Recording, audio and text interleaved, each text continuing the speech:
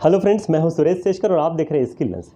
दोस्तों, पिछले वीडियो में हमने जो बात करी थी वो थी हमारी वर्ड को लेकर के, जो कि हमारी लैंग्वेज का एक बहुत ही महत्वपूर्ण हिस्सा है। और यहाँ पे भी सबसे खास बात उसका प्रोनाउंसिएशन, उच्चारण, जो कि हमारे सेंटेंस की या लैंग्वेज की ब्यूटी क्रिएट करता है। अगर हम इसे ढंग से नहीं बोलेंगे तो यकीन मानिए हम नेचुरल वे में इंग्लिश नहीं बोल पाएंगे। मैं आपको इसके लिए एक एग्जाम्पल पेश करता हूं। हम जानते हैं हिंदुस्तान में अलग अलग राज्यों में अलग अलग क्षेत्रीय भाषाएं बोली जाती हैं, और उन क्षेत्रीय भाषाओं का जो टोन है, जो टच है, वो कहीं ना कहीं हिंदी भाषा में देखने को भी मिलता है। इसके लिए एक एग्जाम्पल के तौर पे मैं सेंटेंस बोलता हूँ, आप समझिएगा कि मैं कहाँ का रहने वाला हूँ। मुझे यकीन है आप बड़ी आसानी से बता पाएंगे। जैसे कि मिलता मैं आपको शाम को।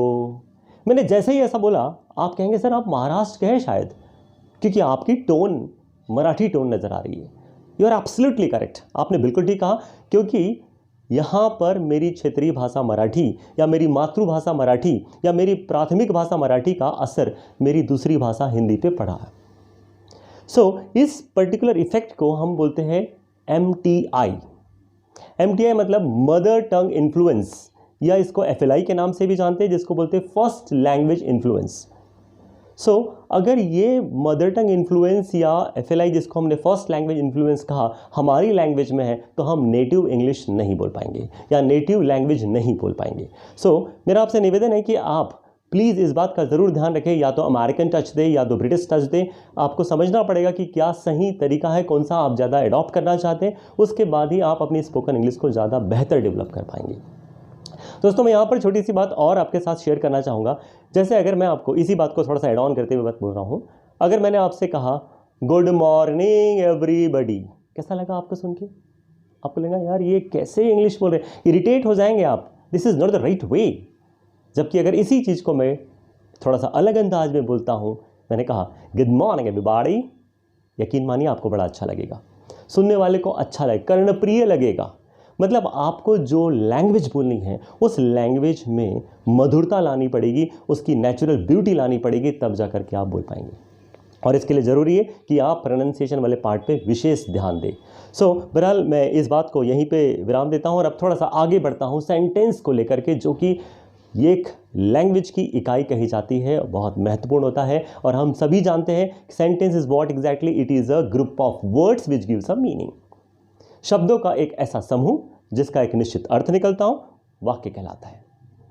कुछ नया नहीं है यहाँ पर, लेकिन थोड़ा सा अंदाज हमें देखना पड़ेगा कि कौन कौन सी बातें। थोड़ी ग्रामेटिकल पार्ट पे जा रहा हूँ हल्का सा मैं। हमारे इस सेंटेंस को समझने के लिए मैं इसके तीन आधार पर इनको चर्चा करने वाला हूँ। पहला होगा आपका सिंटेक्स, दूसरा होगा आपका नेचर, और तीसरा होगा आपका क्लॉज। 3 आधारों पर हम वाक्यों की चर्चा करने वाले, जिसमें से आज मैं आपके साथ सिंटेक्स पे बात करने वाला हूँ। सिंटेक्स बहुत ही इंपॉर्टेंट है हमारे लिए। इसके लिए भी आप एक एग्जांपल, जैसा कि मैं कहता हूँ ग्रुप ऑफ वर्ड्स की बात करी, तो कुछ ग्रुप ऑफ वर्ड्स मैं आपके साथ शेयर कर रहा हूँ। जैसे मैंने कहा मैं बोल रहा हूँ, फिर उसके साथ हिंदुस्तान, प्रेम, करता हूँ, ऐसा अलग अलग वर्ड्स को लिखा और साथ में कंबाइन करके मैं कुछ इस ढंग से बोल रहा हूँ, मैं हूँ से करता प्रेम हिंदुस्तान। आप बोलेंगे सर कुछ गलत हो गया, ये सेंटेंस करेक्ट नहीं है, हिंदी में बिल्कुल ठीक नहीं है। यू आर एब्सोल्युटली करेक्ट, क्योंकि ये चीज़ सही हो ही नहीं सकती, क्योंकि यहाँ पर शब्द तो वही है जो इस वाक्य में इस्तेमाल होने थे, लेकिन इनकी क्रम व्यवस्था गलत है। अर्थात आपको इस बात का ध्यान रखना पड़ेगा कि कौन सा शब्द पहले बोला जाए, फिर बाद में, फिर उसके बाद में, मतलब इसकी क्रम व्यवस्था पता होना चाहिए, जिसको मैं कह सकता हूँ कि उसका ग्रामर आपको पता होना चाहिए। मतलब मैं कहूँ कि यहाँ पर शब्दों की क्रम व्यवस्था या उसकी व्याकरण व्यवस्था जो है हमारे ग्रामेटिकल पार्ट में आएगी सिंटेक्स के। अर्थात हम सिंटेक्स में भी 2 हिस्से करने वाले हैं, एक तो उसका ग्रामेटिकल पार्ट और दूसरा उसका लॉजिकल पार्ट। यहाँ पर हम देख सकते हैं, मैंने आपसे कहा सही सेंटेंस होगा मैं हिंदुस्तान से प्रेम करता हूँ। अगर इसी सेंटेंस को मैं एज इंग्लिश में कन्वर्ट करूँ तो आप देखेंगे मैं को आई बोलते हैं, हिंदुस्तान को इंडिया और प्रेम करने को लव। तो क्या ये सेंटेंस करेक्ट हुआ? आई इंडिया लव। आप बोलेंगे नाउ इट्स नॉट करेक्ट, हो ही नहीं सकता। क्यों? क्योंकि हम सभी जानते हैं कि हमारे ग्रामर के मुताबिक, अंग्रेजी की व्याकरण के मुताबिक जो शब्दों की क्रम व्यवस्था है उसको मुख्य रूप से 2 भागों में बांटा गया है। एक हम कह सकते हैं सब्जेक्ट, कर्ता, या जिसको उद्देश्य भी कहा जाता है हिंदी में। दूसरा हम बोलते हैं हमारा प्रेडिकेट यानी कि विधेय। जो कुछ भी सब्जेक्ट के द्वारा किया जाता है वो सब कुछ प्रेडिकेट कहलाता है, अर्थात विधेय कहलाता है।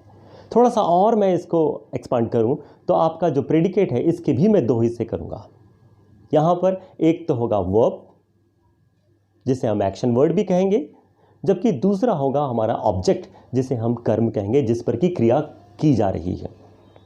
और ये ऑब्जेक्ट भी 2 प्रकार के हो सकते हैं, एक तो ऑब्जेक्ट 1, एक ऑब्जेक्ट 2, या डायरेक्ट या इनडायरेक्ट ऑब्जेक्ट।